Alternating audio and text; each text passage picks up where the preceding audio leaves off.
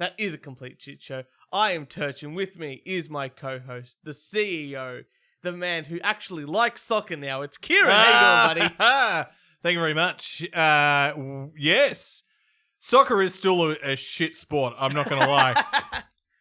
But going to the Derby, or Derby, or however you pronounce it, and seeing two Melbourne teams, I didn't really watch it. I was more interested in the Melbourne Victory cheer squad that didn't shut the fuck up for 90 minutes. It's pretty amazing, which I'm like, they must have been on all kinds of drugs. Oh, yeah. That was more fascinating to me than the actual game. I think before which ended up being a draw. I think I'll say before the game even started, there was chanting back and forth. There was shit posting signs. There was two or three flares. We were there an hour before the game, and I was like, "This is so fucking entertaining." Fireworks and fire, and then the game started. And I want to know how they got them in, because our security guard, when we entered that stadium, did a very top-notch job. I don't think all the other security guards. I don't think it was as good as that security guard we had. I feel like it was a strip search. I took my phone out, because it had the ticket on it, and then the guy looks at my pocket, and goes, "What's in your pocket?" And I pull out, I get my wallet and keys, and that was it. And the guy looked on his face like, I'm really disappointed that he hadn't caught anything. Yeah, and then I was after you, and I took my phone, my wallet, my keys out, and he also said, "What's in your pocket?" And I pulled out they were my AirPods. He was also very disappointed. He was hoping, he was hoping for that flair. He was the two guys in our group who had Melbourne City stuff on. He was like, these guys are the danger ones. Yeah. The other two tall gentlemen that were with us. I'm not going to admit, I don't look like the soccer crowd. No. I would have stood out. You were far too white for that. Yeah, I would have stood out, and people would have gone, this is his first time here. Yeah, it's almost like when you don't get the memo and you turn up and you're like way overdressed. Yes. And you're like, oh, well, I'm an idiot here. Yeah. But or the other way around. The other way around, yeah. You don't read the instructions, or you don't read the things. Go, hey, actually, it's it's a shirt and blazer event, not just a shirt. Yeah. Sort of event. Yeah, I completely understand. Well, speaking of events that we've just been to recently, we haven't had a few episodes in a while, but we have a backlog of stuff. Really cool guests for ages coming up, which is going to be awesome. But one of the things we have done recently is we saw The Room. We did see The Room. At Nova Cinema with a bunch of people. And for those that don't know what The Room is, it is the world's worst film. Yes. Made great by the audience in the cinema. It's the participation that it's great to watch by yourself, like with a group of friends at home, but the cinema experiences really add to that. And they even add their own memes aspect aspect to it. It's like a 3D meme, really, when you go see The Room. It's a 3D or 4D dimensional meme. Does get a little bit annoying when you do have some Aspie type individuals. There was definitely one Aspie type was a bit too over the same top. joke again and again and again. Yeah, comedy is good if it's not overly repetitive. Like you can have like recurring things, but when you say the same joke over and over again, it's not as punchy. Like the eighth time that you say. But I must admit, I do have a gripe with it. The fact that I got booed. You did get booed. So the whole time there's a whole big list of things that you're meant to do. I've got the list up there because I wanted to show Jess, right?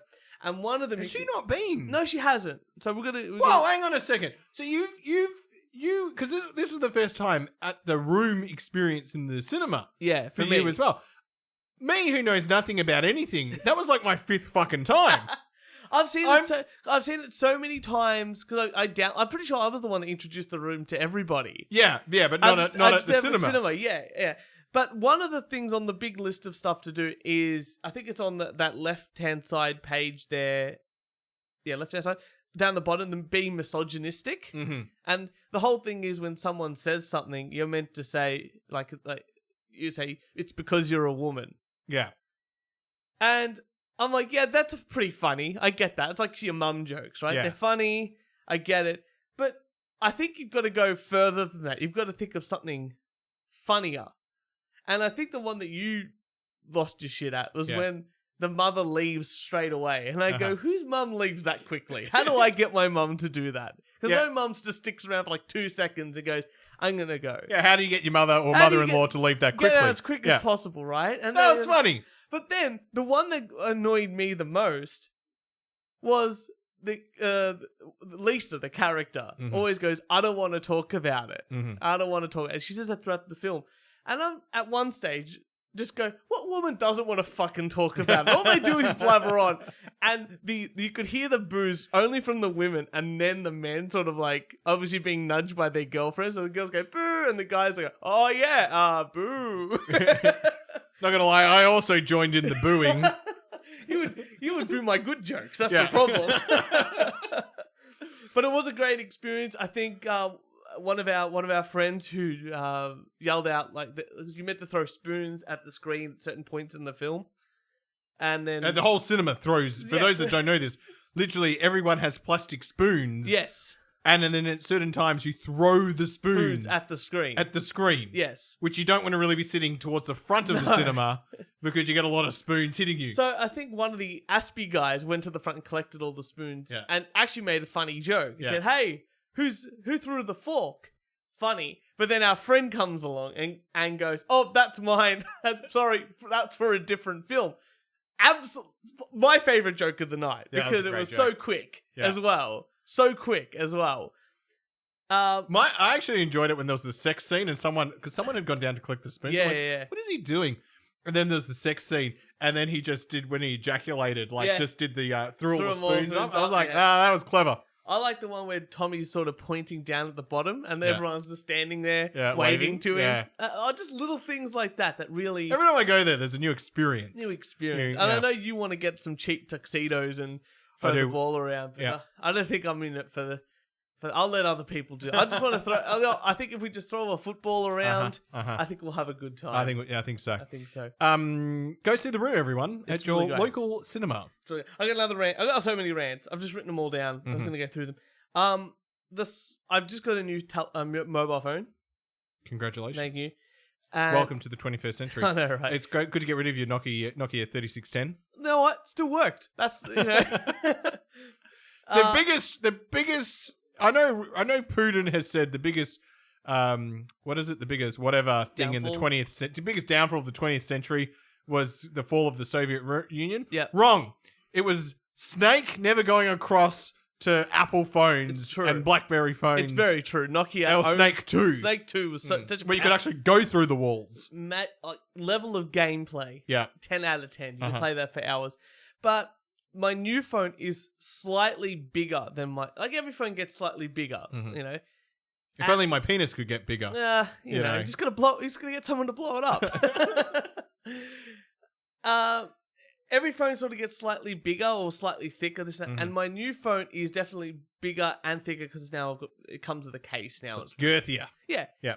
But my old phone used to fit perfectly in my pocket. Yeah. Without sticking out the little bit of the top. It, like I got my gym shorts on now. Well, this is what happens when you wear kids' pants. It's true. Yeah. But it would fit in the pocket really well. Even in the gym pants. So I could go to the gym, put it in my pocket. Yeah. And it wouldn't fall out. And now because it just sticks out by about 5 mil. Or I don't know how to do the conversion. Half a centimetre. Half a centimetre. I don't know what conversion is. Yeah. It's just enough for it to go, oh, actually, I can pop out of this pocket. And because it's wider as well, some of my slim pants pockets, because they're slim fit. Yeah. You can really see the presence of the phone. And also, it's like almost stretching the pocket out. And I don't know. I understand you want a bigger phone so you can watch pornography in HD really clearly, you know? Yeah. But I think there comes a limit of how big telephones are and how big pocket sizes are. Well, this is interesting because I never went, because I got the iPhone. Yeah. But I never went up I liked the iPhone 10. Yeah. I thought the iPhone 10 was the perfect size. Yeah. And then I upgraded to the iPhone 11. Not the iPhone 12, which I could have. Yeah. But the iPhone 11. But I didn't go for the extra. I tried to get the one, the smallest size one. Yeah. But it was still a little bit bigger than the iPhone 10. Yeah, you go. Which I'm a bigger guy, so, the phone fits in my pockets. Yeah. But I know what you mean. Notice the feeling. I noticed the... Well, look, here is my phone. Once I got the iPhone 10, I actually was like, I hate... When all these other new ones came out, I was like, I don't want them. I I don't feel the need to get them anymore. Well, look, here's my phone. Here's my new phone. You stand up, put that in your pocket, and tell me, does it stick out? There we go. Get rid of my keys and stuff. There you go. I'm doing the wand test, just like the guy at the stadium. So you got big. See, but see, look, it's slightly sticking out, even on a bigger guy. Let's just. You want to do the comparison? The comparison test here. I know this is thrilling podcast. No problem here. That's fine. Yeah. But see, if you're at the gym and that little bit would easily makes it fall out of your pocket. It is so frustrating. I never thought it'd be so frustrated by, that much. Mm-hmm. But it really is more frustrating. And it's just a corner. It's just a corner. Yeah. It's so just frustrating. Just the tip.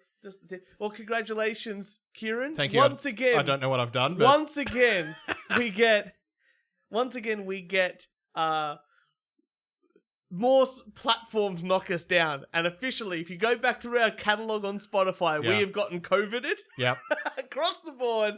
And even the episodes that we don't really mention COVID have got COVID. But the one episode where that hasn't got COVID, it's literally called Turch got married, Kieran got COVID, is not COVIDed. So I don't know what metric that they're using. Clearly, they're not screening the titles. No. Yeah. So it sounds like you can put whatever you want in the title, and then talk about something completely different, and it won't get COVID. It won't get COVIDed. But I'm not quite sure how that. It's an interesting algorithm. It's something. I'll tell you that much. Church, I've got a rant here. Please. I've got a rant. I've got two rants. Yeah. And I've actually been dying to bring this into the podcast. Oh, good. We're here. We're dying to bring it into the podcast. We're queer. Let's get it done. Because I've been yelled at. And I need to find my people. Mm-hmm. I need a lift to the airport. Yeah. And no one wants to reciprocate the lift or the pickup from the airport. No, I agree. I am an airport lift giver and picker-upper. Well, and the people that owe me these favors are already going to be in Perth. So I can't call on them. So I need to call on you favors. Yes. For the airport drop off or pick up. See, it doesn't make sense to it doesn't make sense for you to ask I want to be drinking on the plane coming home. You don't want I don't want to be sober. I think asking me, because you did ask me. And I was thinking about this after you asked me. It doesn't make sense to ask me because that means I have to drive to get you, which is further away from the airport, and then drive you to the airport for me to come home. But I would be so appreciative of this. But that's the thing. You live with two gentlemen who have denied you the access. Actually, hilarious. I asked one of them who said no. I asked my other housemate, and he said, "What's Niall doing?" Very clever. He's learned how to just trick you both. Yeah. handball it straight off. But I understand. That's the reason I'm not going to do it, because that means I'm going to really if I'm further away and I can go straight up and back, makes sense. Mm-hmm. But the fact is, I'm really going to go. It's a 40-minute drive to get you. Yeah, but just think of the experience that you'll have. You know, you'll have a great time listening to a podcast on the way over. I don't need to listen to my own podcast again after I edit it. You'll get to see me. We'll get to chat in the drive. You get to drop me off. I get to drop me off, and I get to walk away. And for a weekend, you can go, Kieran doesn't exist anymore. The next thing, the issue that I'm going to have with it more than anything else, is the fact that if I do this, I don't know when I'm going to be using your services for an airport drop-off pickup. That's the thing. Yeah. I don't know when. Yeah. And because there's nothing on the horizon. I mean, if we ever go overseas, I'm going to make sure for a holiday, I'm going to leave before you so I don't have to return this airport drop-off pickup favor. When you've got a wife, you just go, and we live pretty close to the airport. I'm not going to lie, I'm probably just going to park at the airport. You're just going to park at the airport? Yeah. How much is a parking? I got no idea. It must be cheaper to park at the airport right now than it is with the city. Probably. Because Jess just told me a story. Her parents took their grandkid and the mum. It depends where you park in the city. If you're willing to walk a little distance, it's actually not that expensive. They were going on a Sunday to go to the aquarium. Mm-hmm. Perfect. Great. Yeah. And they found a place that was $14 an hour. On Because I park in the city. On Sunday. $15 for the whole day. Well, there you go.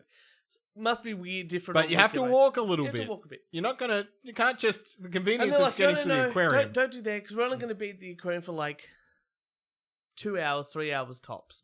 You know, because it's good kids. Like, they can't survive anyway. Why don't we find somewhere else? So they found a place apparently was $6 an hour. And then when they got back to their car 3 hours later and they did the ticket, it came up $80.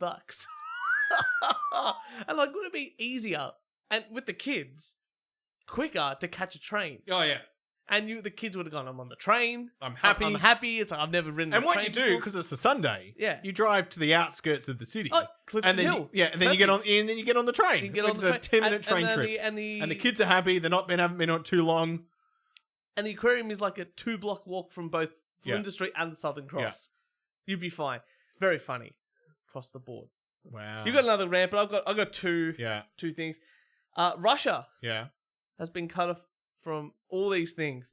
CNN, Pornhub, Facebook and Instagram, Coca-Cola, and Visa and MasterCard. Now, I don't know about you, but this sounds like utopia. Yeah. Imagine having a society that's not connected to the internet that much. Yeah. Life would be great. How well adjusted are these people going to be in like 3 months?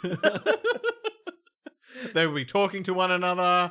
They won't be fat. They can't access like OnlyFans either. So these guys' porn addictions is going to go away.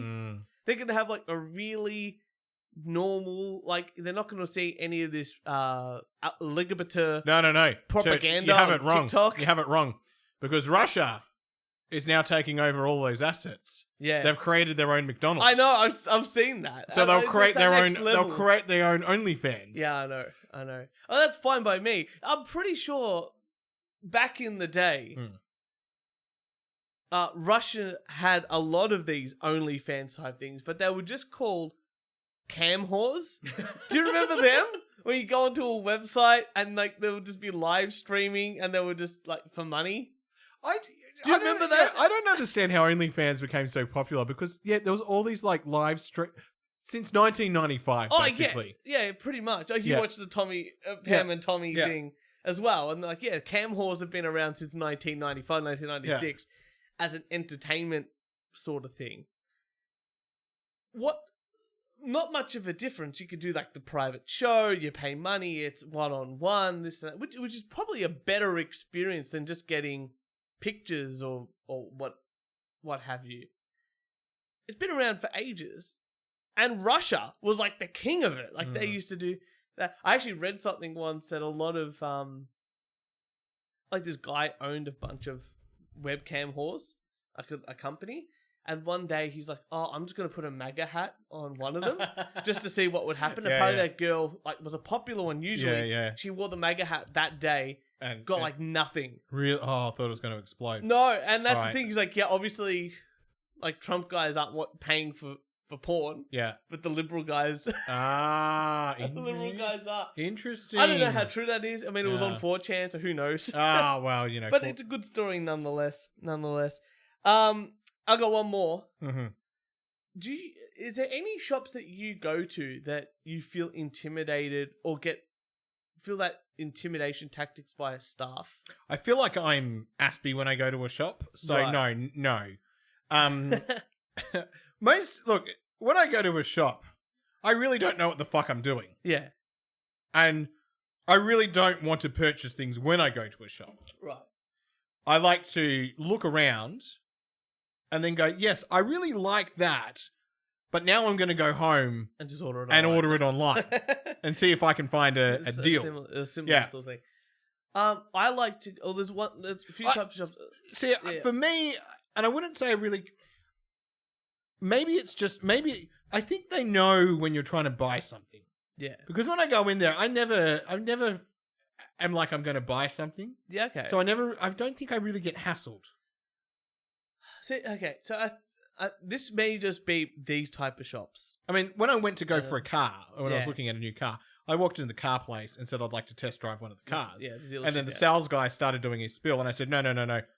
Let's get the keys. I'm going to test drive the car. Yeah. I test drove the car, and I said, thank you very much. And he said, you're not coming back in. And I said, no, I've driven the car. I'm now going. Yeah. Like, I didn't even give him the opportunity to, Well, okay. do his spiel. So this is not maybe not. I'll try to explain the best way I can.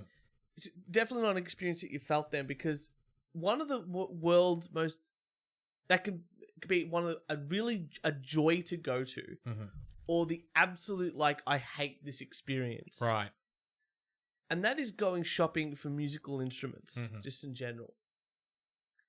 And a couple of weeks ago, I had a Saturday free during the day, and I thought, you know what?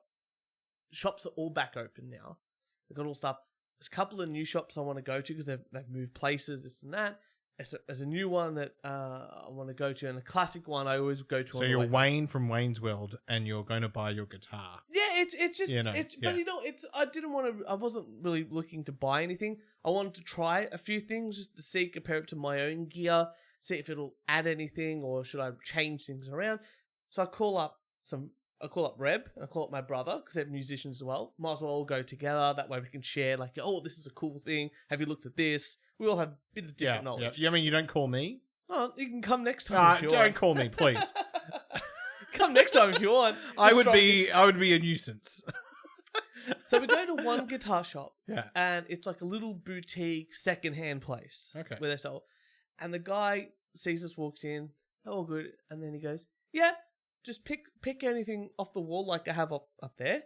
All the amps are on, or all the amps are plugged in. There's a cable. Plug yourself in if you want to try something. Hey, how great's that? And these guitars range from about $500 up to $5,000. Just a trust between.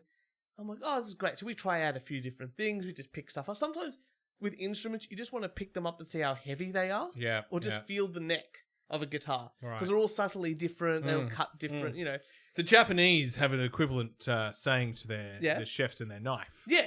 You just sometimes just by picking up, you can go, yeah, this is going to work for me. Yeah. But it might not work for you. And it's the same for guitars. I really like the look of this. You pick it up and you play one chord. None of your guitars are going to work for me because, I've got a much wider arm span. They're all full-size guitars. I do have a 3/4 guitar, which was my first guitar. It's at my parents' house. Yeah. But these are all full-size, proper, adult guitars. Very expensive. It's about $10,000 on the How do you feel that they're taller than you? That was the double bass I had. Yeah, right. And then, so we go to another shop in Carlton, and it's a new shop. It's great. And all this stuff's on the wall, just like usual, the amps and stuff. I'm like, oh, cool. We'll just pick something up, pass it around to the guys, because, I like certain things, but someone else might pick something, pick it up and go, yeah, I feel something different. See, this guitar there. Yeah. I really like that guitar. Yeah, it's cool, right? Yeah. Like the Charvel, I don't know what it is, but it looks cool. Yeah. Yeah. And sometimes that's what you just want to pick up and go, oh, then strum it a bit, maybe plug it in, maybe not, and just move on to the next thing. Very quick. Because you can get a character of a guitar very quickly. I'm trying to think of something that you might... when you try on glasses. Well, you put on a pair of glasses, like a new pair, and you go, no, actually, straight away. Yes. I have felt intimidated. Oh, there you go. The first time I went to purchase glasses, because I kept trying glasses on and I didn't think that any of them suited me. Yeah. Which is very subjective. Yes. And the guys are going, hurry up. Yeah. Hurry up. And that's the thing, glasses, you have to sort of try on most of them, because even if you try and change style from what you used to. Which is hilarious, because you're trying glasses on and you're not wearing your glasses, so you can't actually very see, much, you're like, oh, this is... Very much a double-edged sword. Yeah. But trying on glasses, you've got to try on 30 pairs to get ones that you go, yeah, I think these will look good. They always change their styles every year. They might look very similar, but they're still different enough that changes. And it's the same for instruments. It's a personal thing, and everything sort of feels different. Even the two guitars out of the same factory, built from the same time period, all that sort of stuff will feel different, Anyway, so we're like, oh yeah, we'll just pull one off the wall, sit down, pluck around, put it back on the wall. We're being careful because, we know if we damage it, we buy it sort of thing. Yeah. You're responsible adults. Anyway, this guy comes up and goes, oh, if you want something off the wall, can you just ask? And we're like, oh, How old's this shopkeeper like? It was all younger than me. Oh, okay. Yeah. Okay, mate, thanks for that. Anyway, someone's like, fuck, I'm just going to keep doing it because I don't give a shit. Like, what are you going to do? Kick me out of the store? I'll leave. I'm not buying anything anyway. Yeah. So I pick up another thing. Reb picks up another thing. My brother picks up. We're just playing, putting things back on the wall. He goes, oh, mate, sorry, if you want to try something, can you just I'll get it down for you? So, and I'm like, in my head, I'm like to Reb, I think let's get out of here. I'm sick of this. We'll go somewhere else, somewhere where they don't care. Or they care, but like also they want you to try things. And you're probably not going to spend $500 or $5,000 today because you're probably comparing and trying. That's right. And you're probably going to think about it a little bit more before you... Yeah, exactly right. And I'm driving the car to the next guitar shop and I'm talking to the fellas. And I'm like, imagine, like, if he really wanted to help us, he would have stood next to us and just kept handing us things. He would have, yeah. Or talk to you about that guitar. Talked about the guitar. Or, gone, picked something off the top. Try this one. Let me grab this one. Oh, you've been looking at this. How about try... But obviously, he just didn't want us to touch anything. Like, it was all artistic. It's not. It's a guitar. It's like it's a machine or a piece of wood. He's clearly not the owner of the guitar store. No. Yeah. Or if he's just trying to protect his own butt. Because an owner of a guitar... Let's say the guitar store closed at 5 o'clock and it's 4:55 and you walked in. Yeah. Actually, this is what happened when I got a suit the other day. Bought another fresh... Oh, fresh. Another fresh suit. I walked in at about 10 to 5. And the owner was definitely working at the store. Yeah. Still helped you. Because he helped me. He didn't care that the shop was now closed. And he knew that he was gonna get that sale. Yeah. Yeah. And I think with instruments, again, that first shop we went to, the guy's like, just, what are you going to do? Go up there and smash a guitar? No. You're going to try it for 2 minutes. I think work is these... You know what I've been really... This is another rant. I didn't plan on bringing this rant in, but this is another rant. It's so much more fun when they come in, straight in. I've noticed over this year that a couple of times I've actually gone in to get fast food. Let's just say like McDonald's or things like that, right? I've got this thing of like, don't do drive-through anymore. Get out of the car and which is helpful because it stops me from eating. Yes. Right. But the customer service is so poor. So bottom of the barrel. Not even acknowledging that you're there. Yeah, I think there has been a decline in customer service. I think most people are just fatigued. I think out of all of 14-year-old kid is fatigued. I still think across the board, all industries are just really fatigued right now. And I think we're all a little bit more grumpy, we're all a little bit more fat, we're all a little bit more tired. And all these industries across the board are just feeling the effect on it. And on top of all that, there's just a supply shortage of a lot of things, which definitely doesn't help the staff. As then it only aggravates the customer. I understand that, but in the same sense, like why would I? They're just so poor. I've got a rant, Turch. My father cooked homemade bacon. Made homemade bacon. Amazing. He cured it for 7 days. It's got a maple flavour on it. Beautiful. Smoky one or just maple? Smoky, nice. Smoked it. It's delicious. Fantastic. I bring home 3 packets of this homemade bacon. You bring home the bacon? One's for me. Yeah. I go to my housemates. You can share one of these. Yeah. Right? So 2 for you and 1 shared between your housemates. Yeah. That's fair. Right. They didn't pay for anything? They didn't pay for anything. Right, yep. And there were 6 pieces in each packet. Yep. And then the third one, my dad said, give to your PT. Yeah. Right? Because he's a chef. He's a chef. Like, he wants him to try it, give him feedback, etc. So I cooked the bacon the other day. Delicious. Amazing. Perfect. Loved it. My housemate has the bacon today for lunch. Mm-hmm. And he goes, oh, do you want a little bit? And I was like, you know what? I really enjoyed the bacon. I'll take a little bit. Yeah. So he eats a little bit. And then he grabs the rest of the bacon bits and he puts tomato sauce on the bacon. And I go, what are you doing? What are you doing? Like putting brown sauce on a steak. And he's like, I'm enhancing the flavour. I'm like, it is already flavourful. Yeah. You don't need to put tomato sauce. I'm like, now it just tastes like tomato sauce. Yeah. And then I tried one of the ones with the tomato. He's like, well, taste this with the tomato sauce. And I said, it tastes like tomato sauce. You can't taste the maple smoky flavor anymore. It is gone. There's been so much hard effort that has gone into this You've bacon. You've ruined it. I haven't had tomato sauce for a long time because I just got sick of it. Oh, it's really sugar.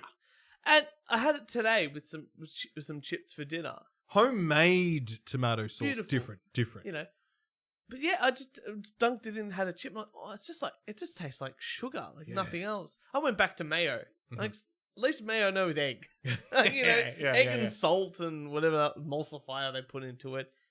I'm fine with that. But yeah, tomato sauce is just sugar. And to ruin a quality piece of meat. People don't understand the appreciation of cooking. It's an art form to a degree. I've got to do brisket for you. Yeah, okay. Right? I'm in. All right. And I feel like you're a person who would appreciate the brisket. I think... Because the brisket is a 14-hour smoked... Yeah. And it's not just that. It is the picking the brisket. It's trimming the brisket. Yeah. It's all the prep work. I've grown up with grandparents. 14-hour cook and then the 2-hour rest time. And then carving it, just... Letting it sit, letting it wait, letting it... carving it properly and because you can just cut it up, no, cutting it up the right way because you've gone into so much effort because that appreciation. You want to taste it, all that sort of stuff. Yeah, and I've always grown up with family members that have been fantastic cooks. Even my dad being a pastry chef with cannoli, right? Amazing. My dad, my nonna has been cooking for, 70 plus years of her life. Yeah. And it's little things that she makes, like little delicacies that she just makes. And you can't get anywhere else. Yeah. It's just something that she does. And you're like, that's the love. Uh-huh. That's the love. Like you can't, you can go anywhere in the world and they can make it for you. Yeah. But she makes it with that magic of bit of love in there. Yeah. Oh, that's the. And the homegrown tomatoes from the backyard. Tomatoes and all that sort of. It's all those little things. I don't know. It really bugged me. I'm just really like, this isn't bacon you get from the shops. No. There's time, effort, care, love put into this to really get it to that next level. Yeah. It grinds my gears, that's what it is. It grinds my gears. Like if he does bacon again, my housemate's not getting the bacon. I'm bringing the bacon here. I will eat that. I will put it in a lovely BLT. Yeah. Keep it very simple. Yeah. A little bit of avocado in there. Mm-hmm. A bit of salt. Yeah, perfect. Pepper. I'm happy very with that. Very simple. I'm happy with that. Or just have it simple bacon and eggs. Yeah. Nice. But it was homemade chunky bacon, if that makes sense, in a way. Like, so it's like thick, like a steak type. Well, not like that a steak, thick, but thicker than the bacon you would normally get. Yeah. Like double the thickness. Yeah, probably. Yeah. Nice, yeah. I get what you're doing there. This is really turning into a food podcast. You're now over 30. I'm over 30. This is just... Let's rebrand. Rebrand. We've got grey hair now. And we're just talking about food. Well, let's swap it up because this is something I've been wanting to do for a while now. We were meant to have a guest on this week. He couldn't make it, but that's okay because for the next bunch of episodes, we've got guests. We've got lots of guests. So we're catching up. We're very sorry we haven't been doing episodes, but this is something I've wanted to do for a while, and finally we've gone, let's go ahead and do it because our guest was meant to help us because he was a fan of at least one of these people back in the day. So what we're going to do today, I set Kieran a challenge, thing. We're going to review a podcast called The Biggest Problem in the Universe, which is now defunct. And they've sort of rebooted it, but I'll talk about that later. But it starred Dick Masterson, and the big draw card from back in the day was this character named Maddox. Mm-hmm. And Maddox had a website in the late 1990s, and just wrote like blog style articles, and they were really popular, which actually led to a book deal. And he wrote a book called The Alphabet of Manliness. #1 bestseller in self-help. So not even in a real category. We found out later. And then he wrote 2 more books, or wrote another book, and then he sort of started this podcast with Dick. And the whole premise of the show is they're just trying to find the biggest problem in the universe. And so each each host brings in 1 or 2 problems a show, and then people could vote on it. Very simple premise. It's a comedy podcast, which is great. important. It's a great podcast. And now that you've listened to one episode I gave you to listen to, you understand why I like it. And I feel like a lot of that show rubs off into this show here that I bring in. I was listening to going, holy shit, this is we're just the Australian version. We're just the Australian version of it too, you know. And then he was talking about this book deal that he's, hasn't even started writing, and I immediately thought, this is the Spoons. Yeah, this is the Spoons. When is he going to do this? So he finally did release that book. It's called Fuck Whales, and it sold less than 1,000 copies. Mm-hmm. And it's just rehashed written versions of the podcast. Right. But he released it like 3 years later. 4 years from the time he said that thing.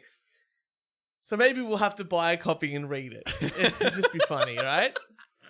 Could you imagine if we did a book review podcast? It'd be pretty funny. But I wanted you to listen to it because I love I love that show. Yeah. I love the fact that over time the show is about Maddox and he claims himself to be a genius and he understands everything and is always right. And Dick was like this goofy character that comes on. He was the guy on Dr. Phil. Came on as like the misogynist with the sunglasses and the bald head. Yeah, all that stuff. Remember him? Yeah. Yeah, that's him. Fucking hell. And he's still doing a podcast now, The Dick Show. It's one of my favorite shows. Anyway, but as time goes on, the dynamic changes of where you find out that Maddox is actually really stupid. And Dick is actually just like a regular guy who has pretty regular understanding and thoughts. And I asked you to look at episode 52, where Maddox talks about armchair economy. And it, more than anything else, and I looked at the episode where he talks about being a libertarian, right? And for a guy that claims to be an absolute genius of everything, he has no understanding of either of those two topics. And I know that you got clips of episode 52. I've got 30 clips of episode 74. 70. So, happy to start with your episode there. And you can talk me through. Because I've listened to these shows a million times. Like, this is my go. Like, when I finish all my podcasts, and I'm like, nah, I need just to listen to something. I can always go back to the show and start from, like, episode 1 and go all the way through again, like, for 100 episodes. And I know I've got all this content. It's so funny. And I actually steal quite a few little things here. And I bring it into this show and I re-wrap it and stuff like that. But do you want to go first? I've got all your clips lined up. All right. Let's go first because I've got some random clips as I went through this. So you did episode 52, right? 52. So 52 was their first year of doing a podcast episode. Yeah. All right, this first clip. So I didn't listen to it. I listened to it and took clips. Yeah. Whereas in previous times, I've listened to a podcast and then gone back and got clips. Yeah. So I'll talk you through my thinking as I was listening to it. Yeah. The first clip is called Numbers. Yeah. There we go. Really strong numbers. Yeah. And then in March, we had 340,000 downloads. And then our year-to-year download record, and this is actually a little bit lower because we weren't always with the same hosting company. Yeah. But right now, as of this recording, we're at 2.8 million downloads. Whoa.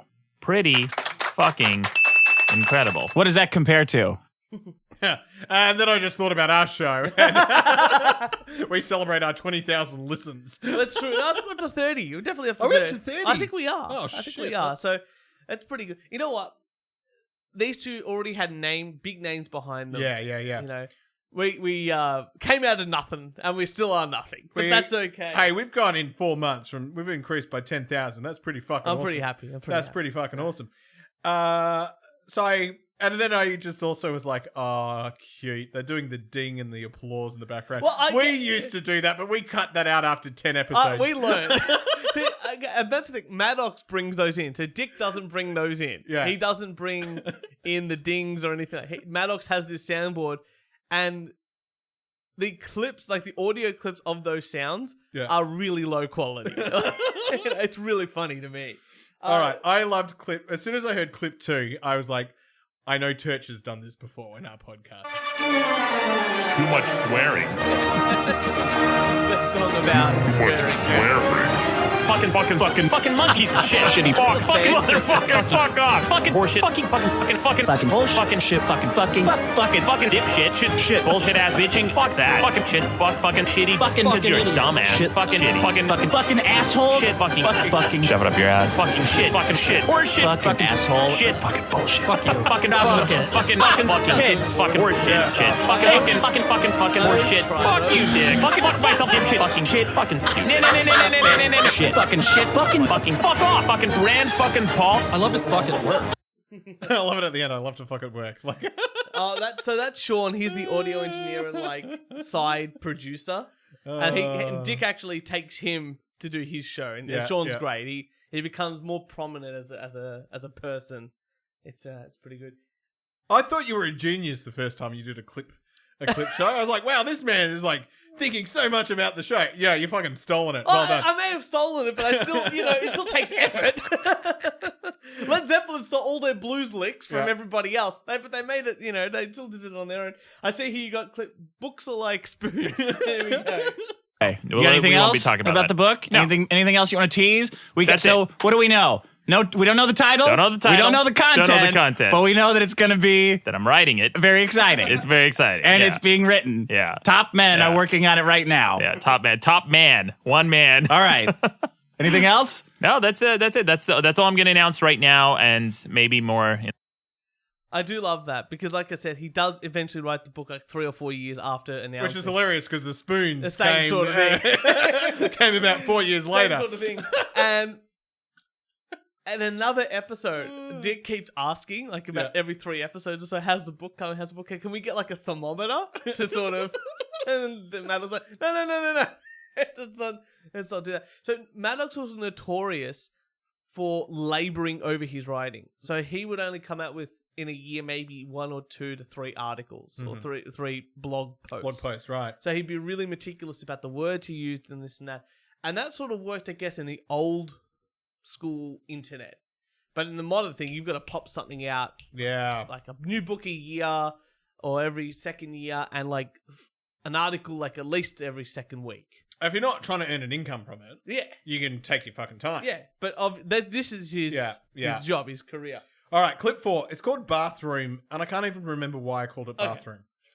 Ground. I've seen your bathroom, man. It looks like you went peeing with the lights out and then missed and then peed entirely on the toilet roll. All right, this conversation got out of control. I just thought that was funny. It's pretty funny. But I'm going to say that just proves to me that Maddox really has to labor over his words on the page because that was a joke. Yeah. But it was so long and labored just to get it, like, your bath, like, let's go back and quickly analyze it. Ground. I've seen your bathroom, man. It looks like you went peeing with the lights out and then missed and then peed entirely on the toilet roll. All right, this conversation. It's so many words for so little to be said. Yeah, but take it out of context. That was fucking hilarious. It's pretty funny. Yeah, it was pretty funny. It looks like you peed in the dark right on the toilet roll. Like that's what he should have said. That's what he should have said. Very quick, snappy, but he said like way too many words for the same thing. Okay, you got one here called Cyclists. I loved this fucking rant about cyclists, and I've got. There's not parking. There's. Okay, go. Yeah. I've got. You got a second one about cyclists. I've got cyclists, and I've got cyclist part 2. All right. There's not parking. There's not ample parking for us. And by the way, I talked to a police parking officer. For your bikes. Well, there's dumpsters all over the place. Just throw them in wherever you get. Piece of shit. Here you go. Throw it away. Here's my fucking cross that I rode here all the way like a martyr. I'm going to nail myself to my bicycle and then throw it away. Dick, we are doing everyone a favor because according to SMH.com, this is a website, a news website, they said the economy benefits by more than $21 every time a person cycles 20 minutes to work and back. Yeah. Just throw it in the trash. Throw it in the trash. Yeah. I've got one here called The Cap's Blown Off. No. Go clip 7. Okay, cyclist. 7. I labeled 2. Came over. Who, by the way... You labeled 2 clips. Clip 6. 6. So I'm trying to work with you here, not against you, I swear. Number 6, Cyclist Part 2.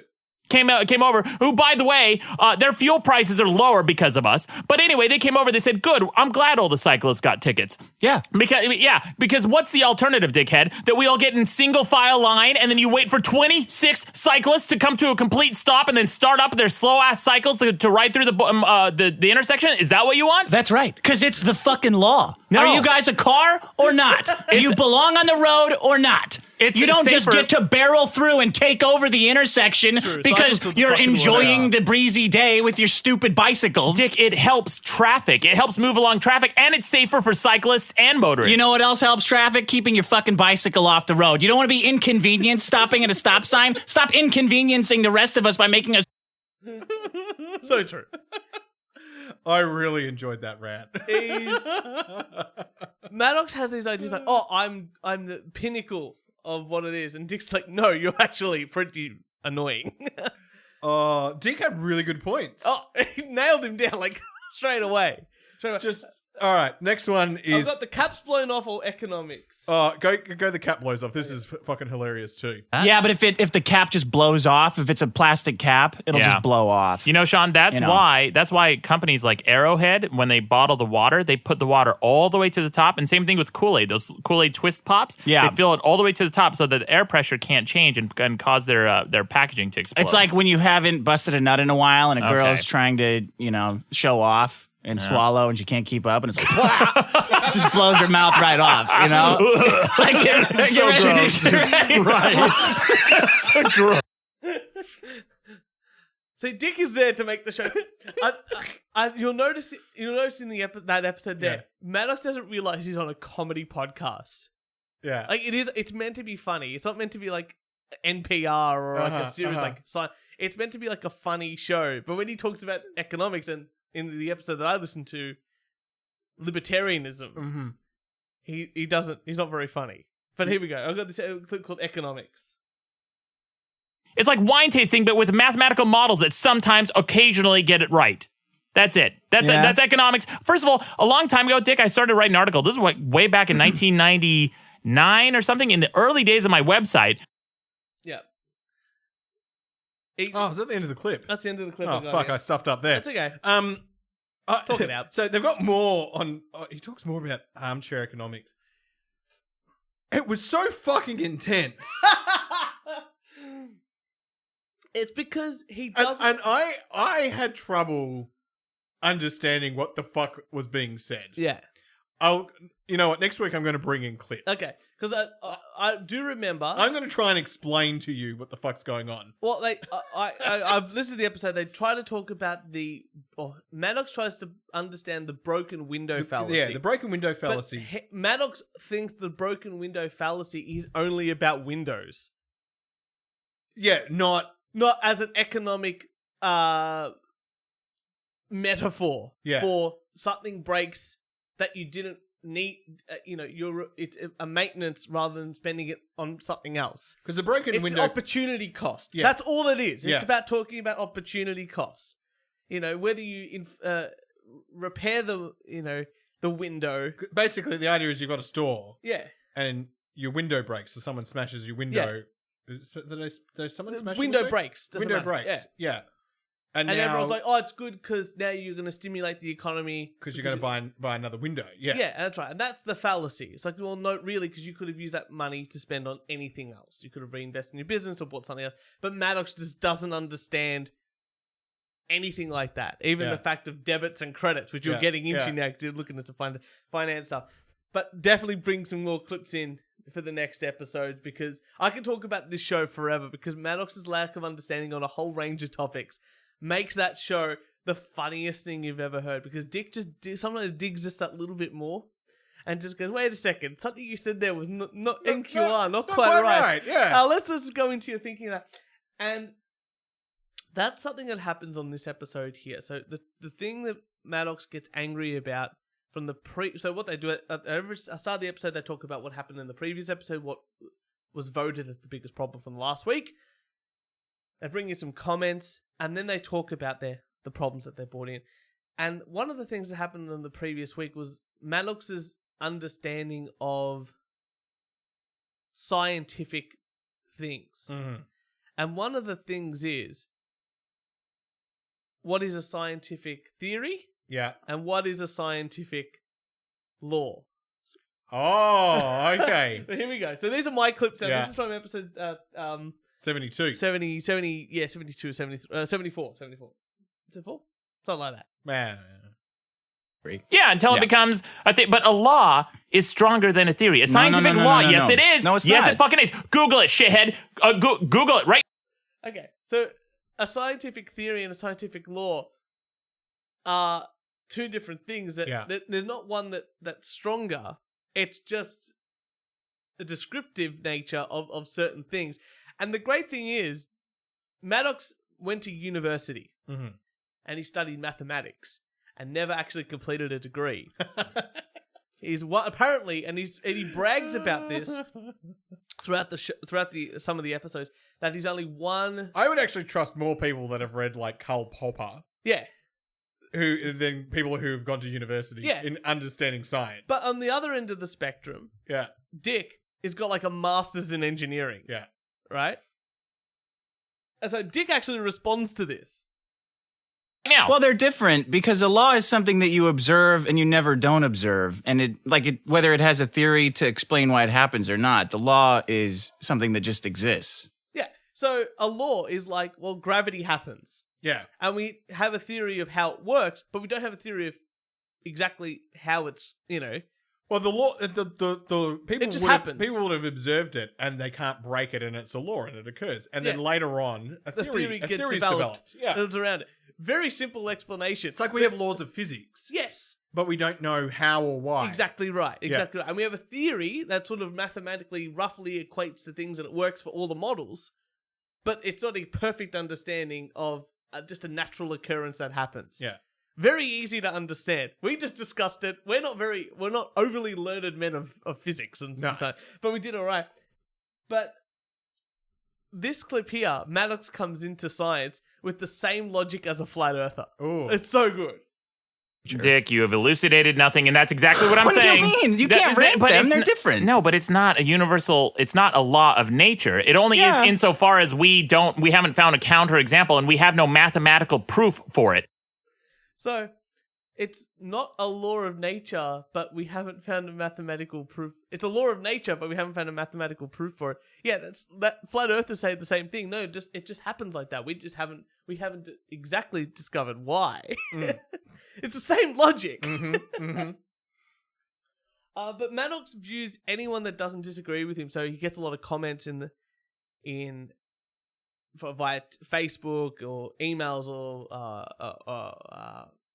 voicemails, and he puts on like a dumb guy voice, which you probably noticed. Yeah, I did. Puts on like a dumb person's voice, and it's a really negative way of treating your audience, where you're never going to get someone on your side if you treat them like an idiot. Yeah. When you are the idiot in this case. So here we go. He says, so he's replying to someone named Zach who made a very silly, childish, immature, low ball, low blow, low brow, shitty, low brow, all the toilet lows, humor, juvenile, sophomoric, embarrassing, really, imbecilic, uneducated, dumb, low intellect, unsophisticated, uneducated, pseudo-intellectual, anti-intellectual argument against me. These are. It's just amazing. Maddox actually thinks of the fans like that. He instantly thinks he's smarter than everybody. And so when Dick comes on, it's like, yeah, it's funny to call them to go over in abundance of terrible words. Like the audience goes, I get that, Dick, you're being funny. But Maddox really takes it on. It's like, yes, that's the word I'm so stupid. Here we go. So Maddox never graduated university. For those of us that are real scientists and have taken classes in logic and mathematical proofs, aka me, that's me. I'm just saying that me, Maddox, I'm saying that. Oh. Yeah.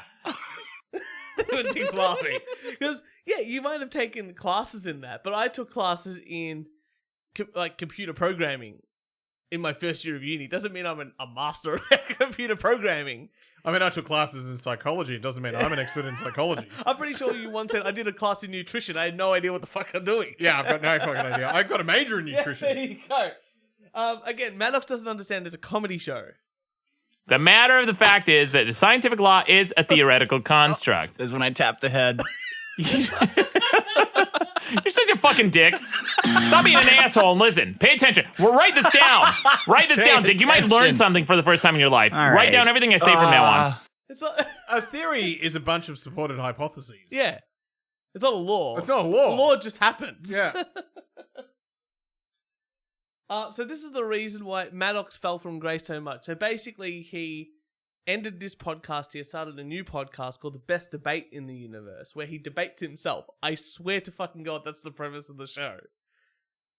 And then he tried to sue Dick Masterson for... Why did they fall out? Dick slept with his ex-girlfriend of 2 weeks. His ex-girlfriend. Okay. Of like 3 years prior. Yeah. And then Maddox tried to sue Dick for $440 million. Okay. I'm really looking forward to our falling out, Turch. Who's suing who?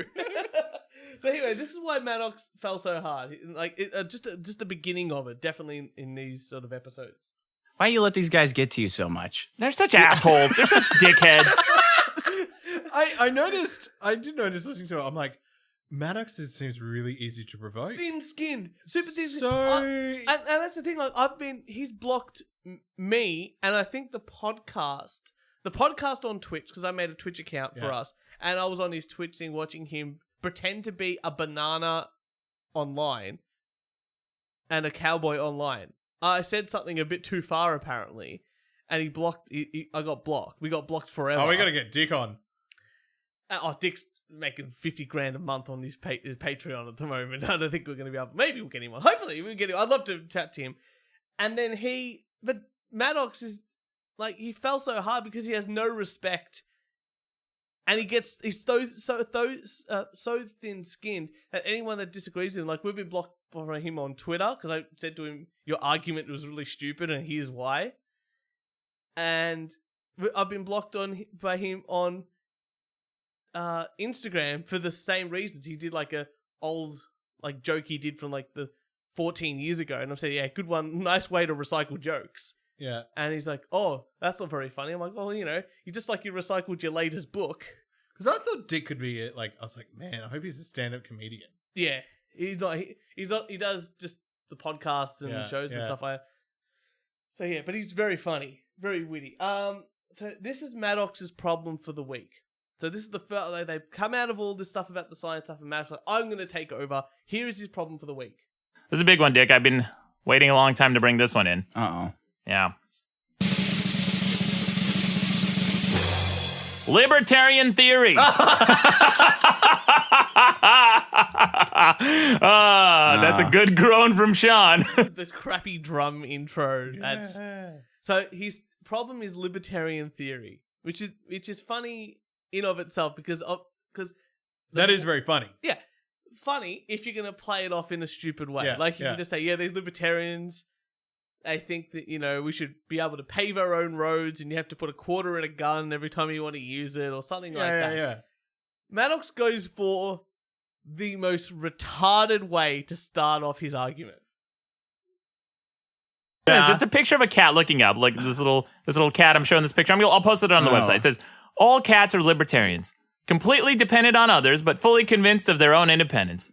That's a fucking libertarian in a nutshell. Here, bravo, Maddox. Yeah, that's a good argument. Are you saying because, like, we drive on public roads and live in a society that's based on, like, a republic? Actually, exactly that, Dick. Okay. Dick's is like, okay, this is real stupid already. Yeah. And luckily, Sean just comes in and is like, I know what to say. Yeah. Well, you kind of have to be. Yeah. That's how the system is. Yeah. I didn't have a choice.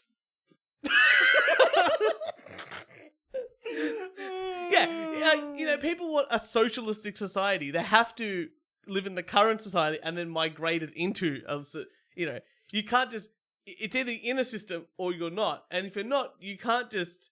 I'm thinking for a comment, because we're both libertarians. As much as we can be, yeah. Yeah. I was like, I was waiting for like the joke. No. he really thinks that like the libertarian understanding of philosophy is just stupid. Right. But he doesn't understand. Does he actually understand what libertarian means? No. And I've got so many clips we're gonna go through. This is gonna be a long episode. I'm Okay. really sorry, but we're gonna have fun. He has no understanding of libertarian is, why it exists, or what they actually want to accomplish, or what even some of the phrases that they use even mean. And potentially he might have autism. This is where I need your quick diagnosis. Okay. You'll All see right. it. Okay. All right. So he doesn't understand what Wait, what is libertarianism for all our people who don't know what libertarian is? It just means that you want smaller government, Yep. less intrusion by your government, Correct. and You want to be free.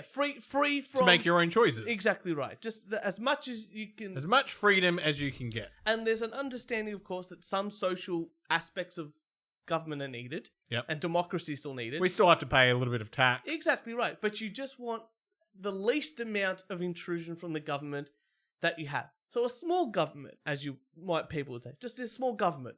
Yeah. That's it. The lack of understanding of it is absolutely fucking baffling, to the point of where he brings in all this research. In other words, I don't want the government making my choices for me.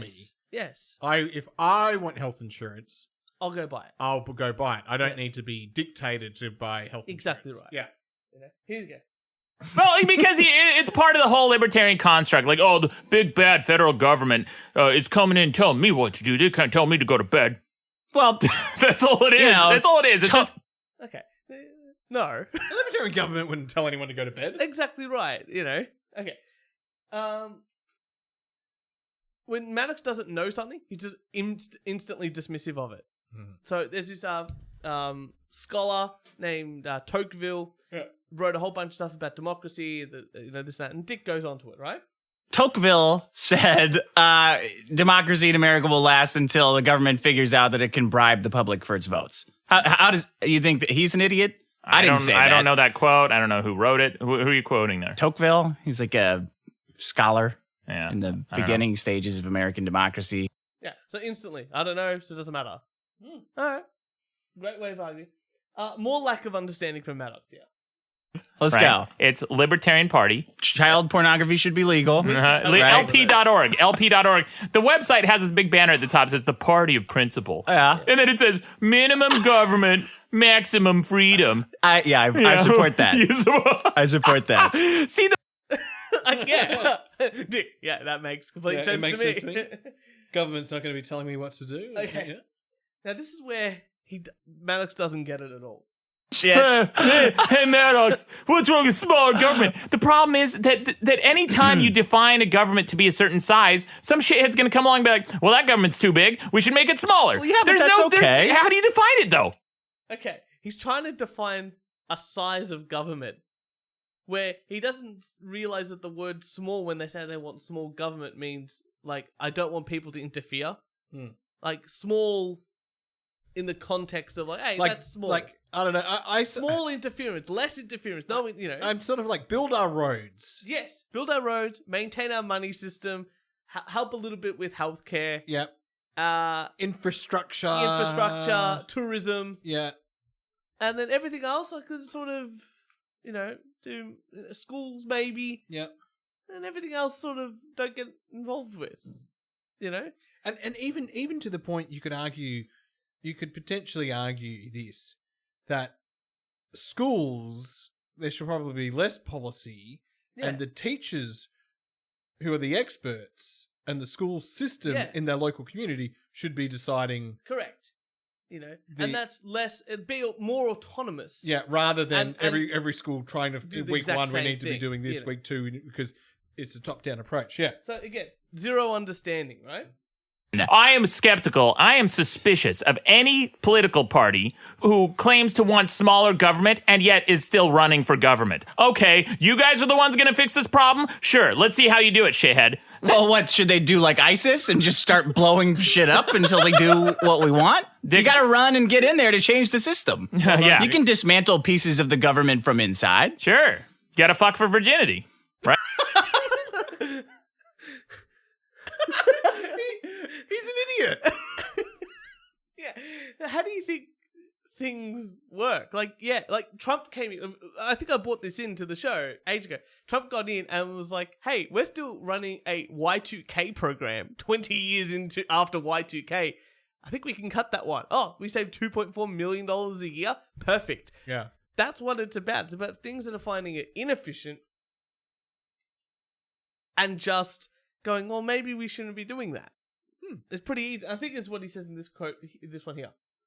No, it's about like ending wasteful programs. Yeah. And programs that don't work. Of course. Because What do you mean, of course? Like the drug war, the war on terror, the many, many wars that are spanning the face of the earth. Yeah. Republicans didn't end them. Democrats didn't end them. Put a libertarian in. They'll end the wars.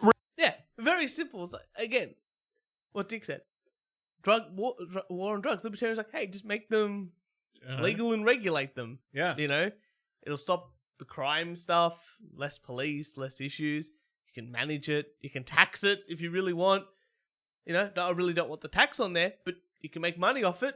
You do it for alcohol and cigarettes. You might as well do it on that. Keep people out of prison. Oh, not bad. You know, same as the wars overseas. You know what? I don't care. I don't care about Russia and Ukraine. Why would Australia send people? Oh, do you know what's really interesting? The more I've read on Russia and Ukraine, Yeah. Trump was taking weapons out Yeah.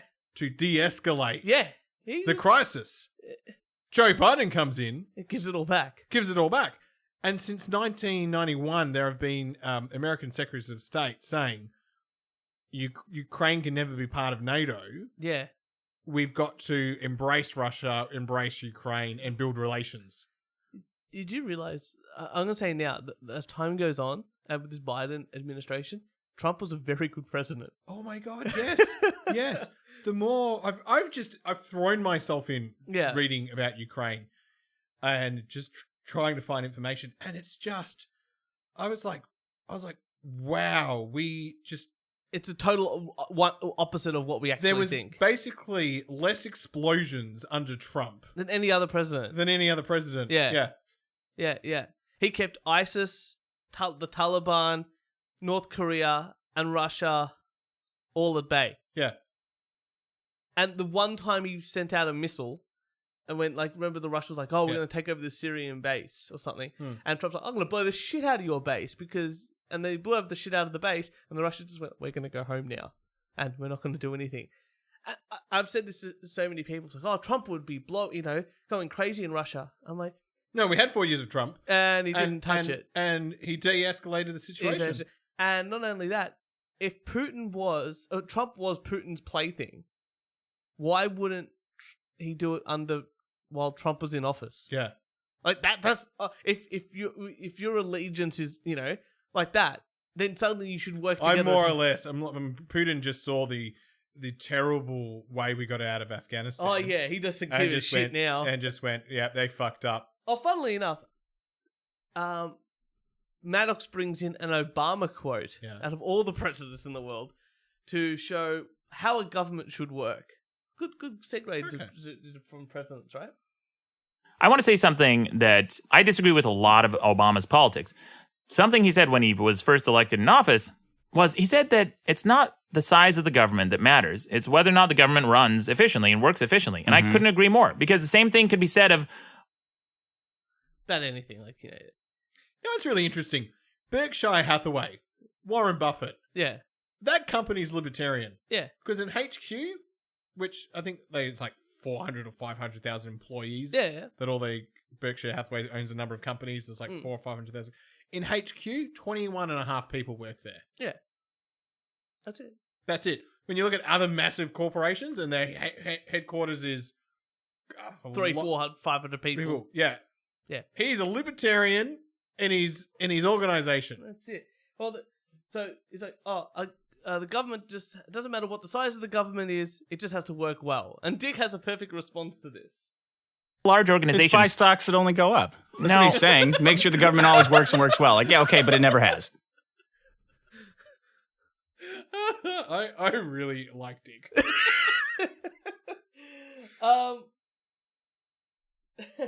Okay, so let's get to the crux of it, of Maddox's lack of understanding. Here we go. I loathe homeowners associations. They are a perfect example. Okay, so Maddox thinks that a homeowners association is libertarian. Right, okay. Now, homeowners association just means like in the area that you live, you have to, like they say, you have to cut the grass, you have to do this and that. Yeah, you got to maintain decency. Yeah. Yeah. I loathe homeowners associations. They are a perfect example of a microcosm of government. Out of fucking control. A tiny little government that is completely self-regulated and self-enclosed, and all they fucking do is get in your business. Sure. That's a homeowners association. They're the worst. That's a libertarian government. No! Because... just because it's small and only manages like 100 people or whatever doesn't mean it's libertarian. That just means that it's the government is the governing body is small in size, not libertarian. Yeah. It's about the intrusion. It's about is it authoritarian and really getting in your face like you've got to mow your lawn every second Saturday, you got to do this and that.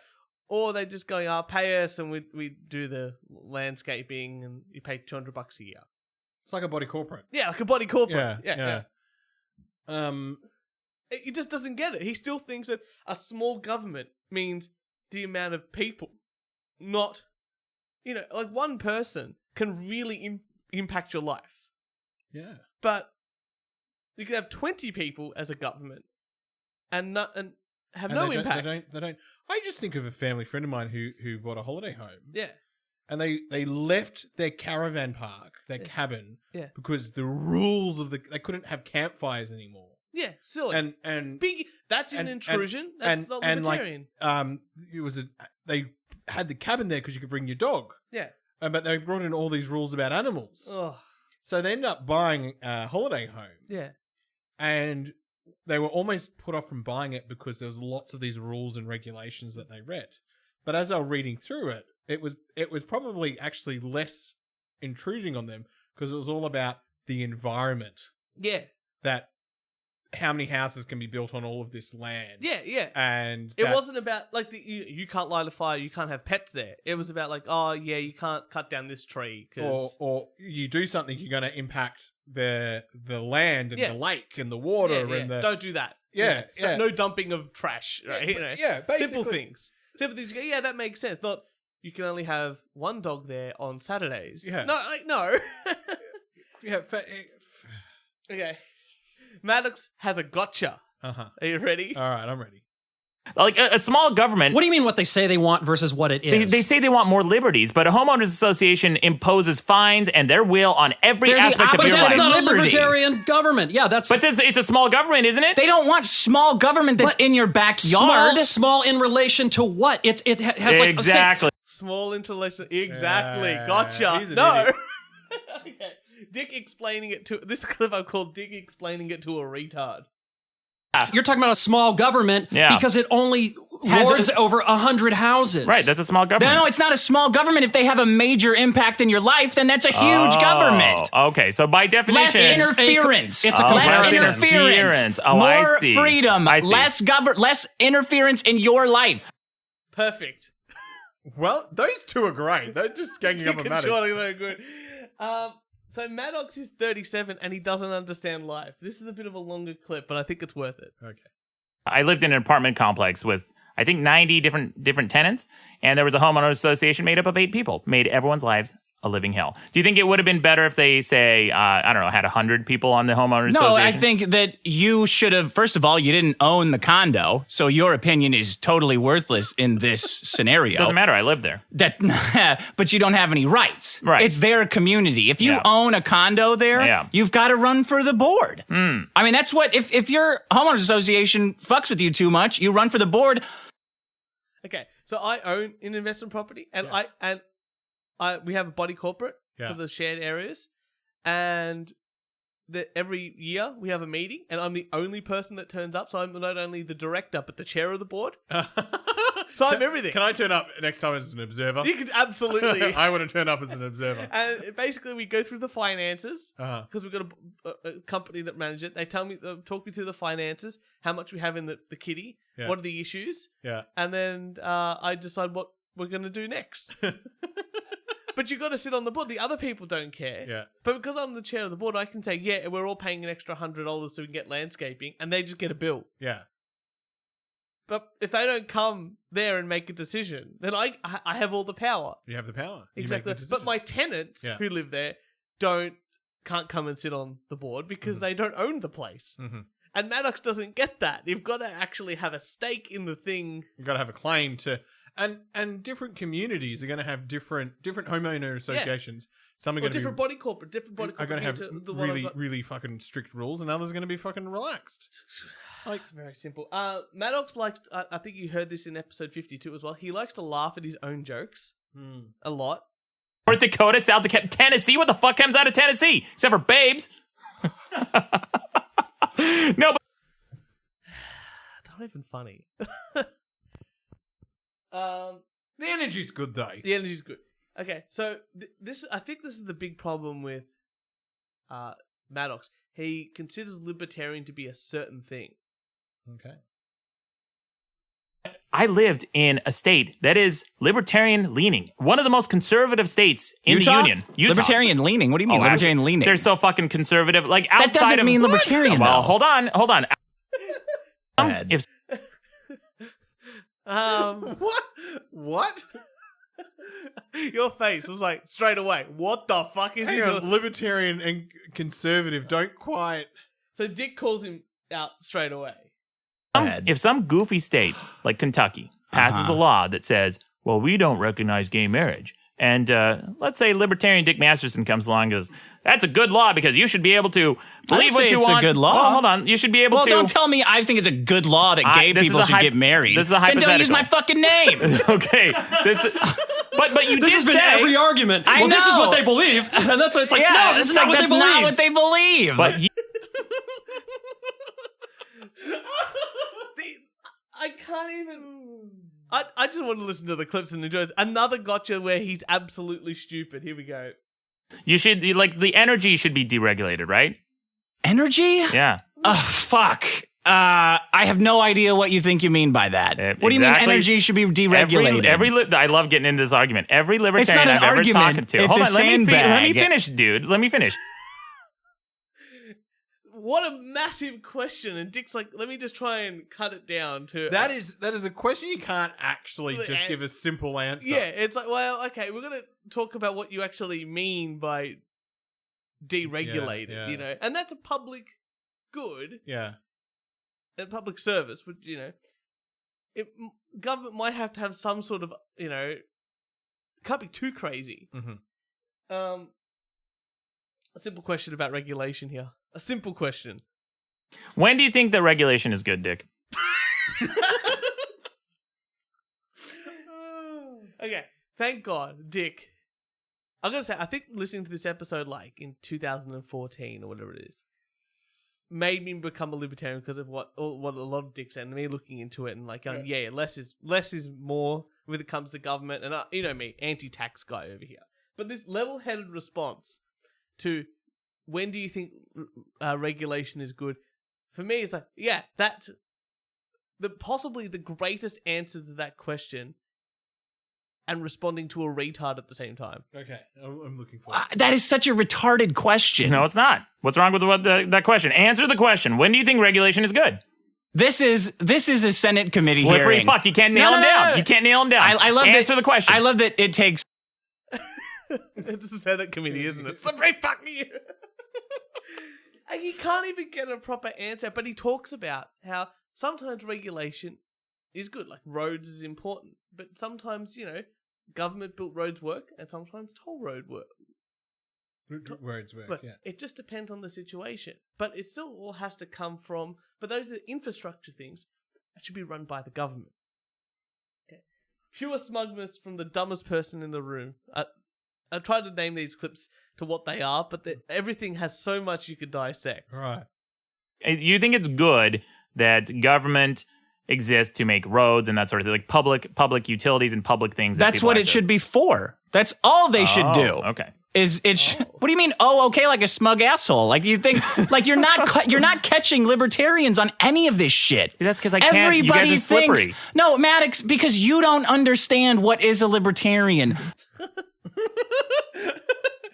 Dick I love it. He just calls out the BS. Oh, it's amazing. Here we go. So after all that, there's some other clips here, but after all that, Maddox acts like he understands. But you guys can't. I just want one fucking slippery fuck libertarian to tell me the size of government. Okay. Tell me how big it should be. See? He still doesn't understand the size aspect of it. For a writer, he doesn't understand language at all. Right? Different sizes for different pieces of government. Yes. Oh. And some of them are out of whack with other ones. Like I get it. reducing, so like giving farmers subsidies to not grow corn. That is a terrible thing. Oh, you guys are so silly. You guys are such fucking silly little children. Well, you don't understand that, though. Each compartment of government should be small, but then there should be no dipshit should be smaller than others. Some should be smaller than others. Oh, okay. So it still doesn't get it. This is the first problem of the show, right? Yeah. And it keeps going because Dick has to bring his problem in. So this is like out of an hour and 20-minute episode, this is like 40 minutes of it, 45 minutes of it. It's great to listen to. So Dick gets really frustrated. Yeah. And we've got libertarians, like the smartest people in the world are always libertarian, like the Mensa guys, all libertarians. The 999 group, all libertarians. But where is the true libertarians in the world? Our think tank is 4chan. Fuck you. Those are our best and brightest minds. It's true though.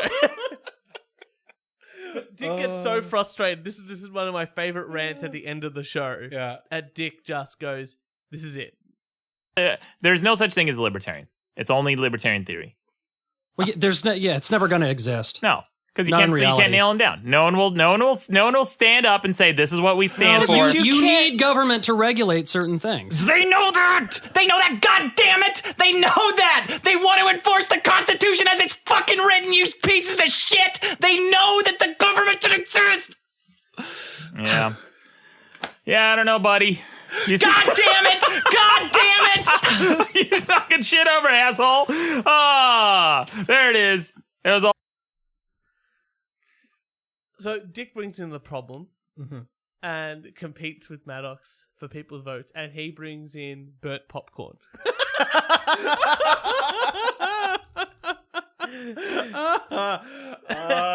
And guess which problem gets voted to shit, and which problem gets voted right up to the top of the leaderboard? Burnt popcorn.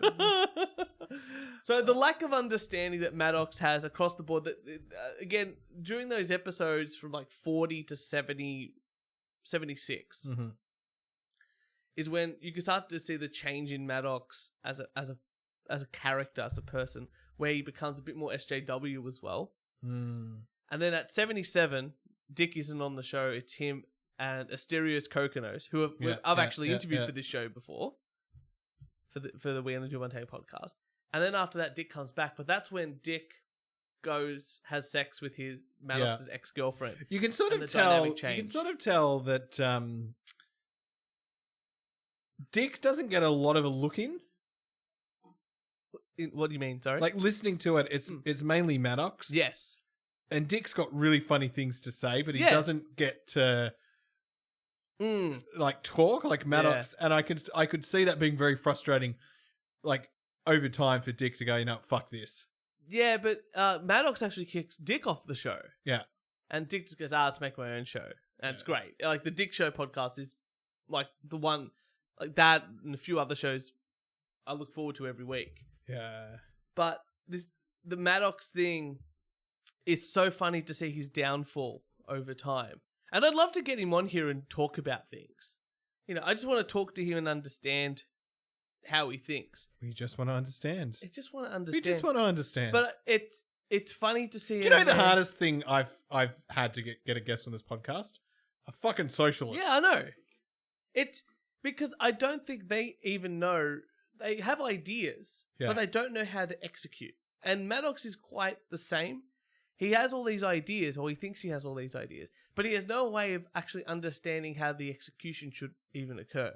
There's no second or third order of thinking. No, it's just this is what it is. And Dick, I've talked to about this before. I had because I'm investing in carbon capture, right? For a friend of mine, a family friend of mine, this professor built this carbon capture stuff. IPOing very soon, very exciting. And I was talking to him the other day about it, and I said, "What happens in 30 years when all the coal stations are shut down?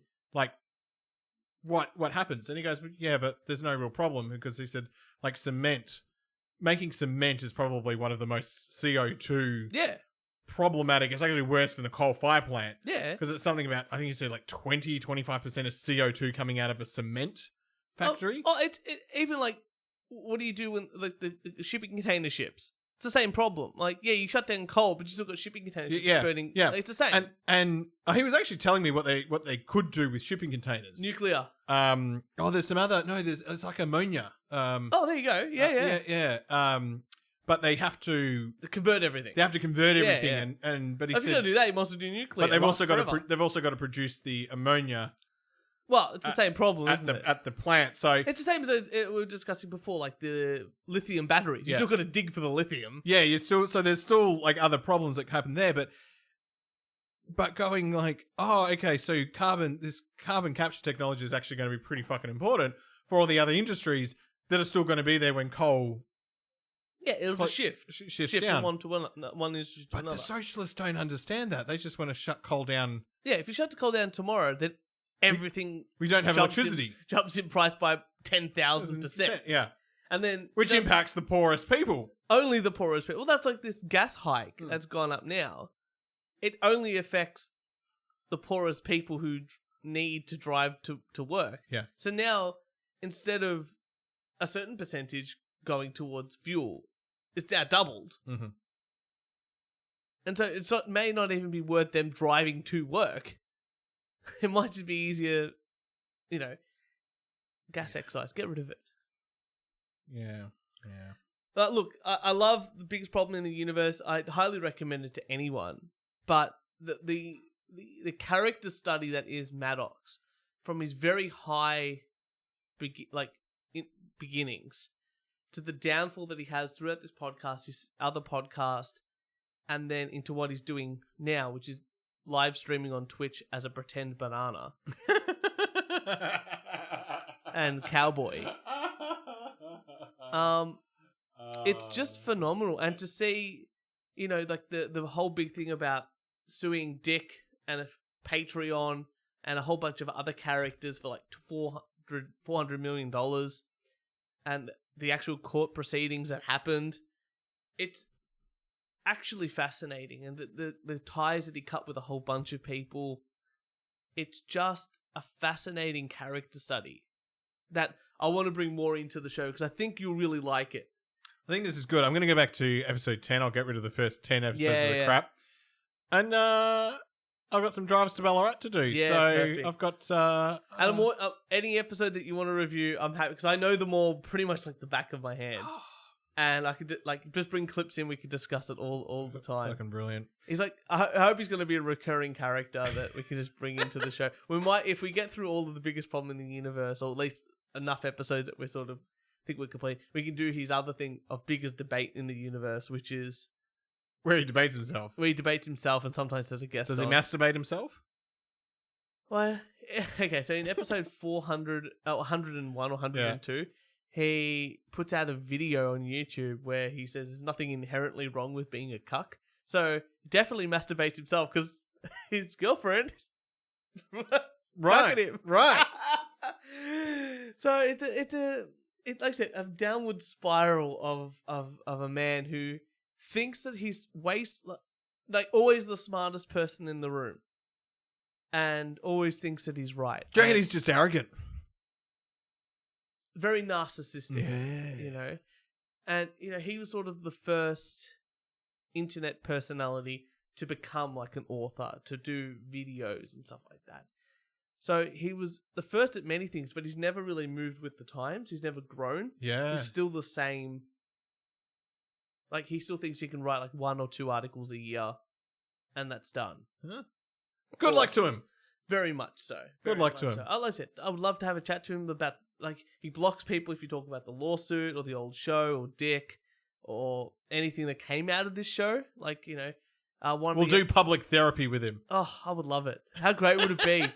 How great would it be? You know, let's get your life on track, Maddox. Let's get your life on track. Let's get you back being a well-known podcaster. Well, he's gonna, and you know what? I think he tried to do that with the best debate in the universe, or biggest debate in the universe. But what he didn't understand was the biggest problem in the universe worked because of the chemistry between the two hosts. Yeah, the chemistry is great. It's amazing. It's high energy. It's visceral. It's right in your face, and it's back and forth the whole time. And I think for us, like, it took us like 20, 25 episodes to sort of get a throw. Yeah. The flow. Yeah, the flow. Right. And I think it was about 10 for them. Yeah, right. But it's not as easy as just finding and getting other people. Yeah. Like, you know, even like you did that episode with Niall. Oh, shit. Yeah. And I'm sort of that 20 minutes I did with Niall. It was rough. And it felt like it was 2 hours. Whereas, like, which is hilarious because as soon as the mic's off, they're fucking hilarious. Yeah. Like the banter we have. It's great. It's great. And then all of a sudden the mic comes on and it was the worst. And that's the thing, like, I'm very lucky. Like, I've done a show with my cousin Damien. Yeah. And it was just him and I. And because we've got that rapport, he's a great person. He's got his own sort of ideas. And I'm looking forward to Damien coming back into the podcast. Because he introduced me to Maddox back in the day. And that's why I wanted him to come on the show and do it. Damien is now, when he comes on in a couple of weeks, we'll do another review. Because I value Damien's opinion. Me too. What do we have coming up? What do we have coming up? Okay, so we've got this. When this episode comes out, we're also on Saturday. The Bad Poets Society. Bad Poets Society. We've got Teresa coming on. She's got a bunch of things to want to rant about. She's going to bring in some bad poets. Fantastic. Bad lyrics. Yeah. The week after, we've got Dan from AMR coming. Dan from AMR. Who's awesome. I'm interviewing the rapper Bangs. Yeah. Have you ever heard of? No idea who the rapper Bangs is. I'll show you later on. Because you're not going to be here. You're going to be up. It's the 1st of April. So I'm going to be. And then after I'm going to be. You know what? Please save me because I'm going to be with my family. Do you know what? On the weekend we had a family barbecue. Yeah. And my old man couldn't make it, and my mum couldn't make it. Oh, so it was just you. It was just me, my brother, and my sister, and their kids, and with my auntie. It was so good. My brother and I go, God, we need to do more of these without our parents. There was just a lack of nagging. Yeah. It was really relaxing. Things happened. Yeah. Just, next thing. But I'll be in Perth. I'll be with my family. My cousin's getting married. Lovely. Well, that's going to be great, but you know what's happening? Right. I'm going to be ranting about this when I come back. I've got my own hotel room. Yeah. I'm away, staying in a different location to the rest of my family. But I know they're going to, come with us, Kieran, do things with us. Yeah. I've tried to manage it, which is a shame that I'm not arriving there till midnight. And then Saturday morning, I'm going to wake up and eat the buffet breakfast. Yep. And have a great time. Put a suit on. The wedding's at 4 o'clock. So I'm really going to try to avoid family between that time. Yeah. And then the wedding. Yeah. And then on Sunday, I'm getting the fuck out of there. Fantastic. Oh, look, we've got lots of great things coming up on the show. We have been a bit slack with episodes. I've been sick. We've got back. We've been sick. There's been COVID. We've had to go back to the office. Yeah, inflation. So the war. But we are trying to get as many episodes. I think we've got our rhythm back. I think we've got some rhythm back. And we've got a whole bunch of episodes really booked in, planned, and hopefully some more in the future. I'm actually going on the Porn Stash podcast as well. I was just on Shitty Song of the Week. So I'm everywhere. I'm going to get you on a show somewhere else. So find a show that you think you can go on and ask. You know what? Let's get one of those really exciting and thrilling shows where they talk about the budget and quarter one. You can find that. You get on there. Maybe you can fight with the socials there. But one day we'll get a socialist on here. And with that, ladies and gentlemen, if you want to, you can check us out on iTunes, Spotify, Instagram, Twitter, Facebook. Not on YouTube. They don't like us there. Yeah. And Maddox has banned us on every platform, so go ahead, check him out. He's fun. And if you want to send us some hate mail, death threats, rants, hey, send it forth. We only do one-take-podcast@gmail.com. We'll play it on the show. Kieran, so good to have you back in the studio. Jesus, this is a long episode. So good to have you, though. And we'll see you next Thursday.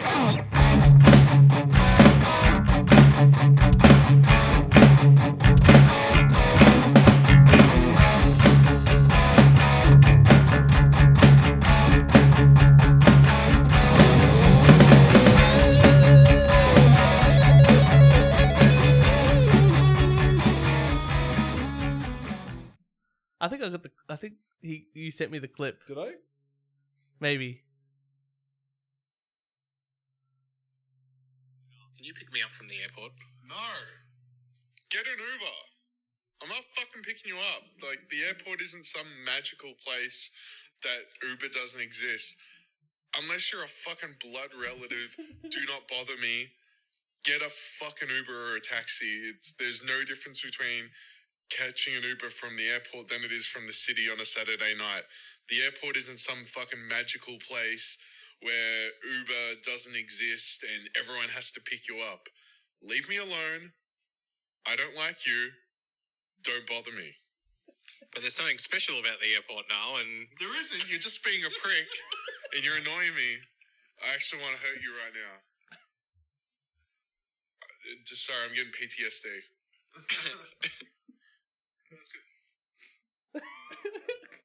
Come on, man. Motherfuckers, guys, come on. Give me the 5-star rating, baby. Give me the 5-star. That's all I want, baby. That's all I want. I'll fuck all the beautiful girls in the goddamn world. They'll fuck a 10-star. I just want 5. 5, baby. Just 5.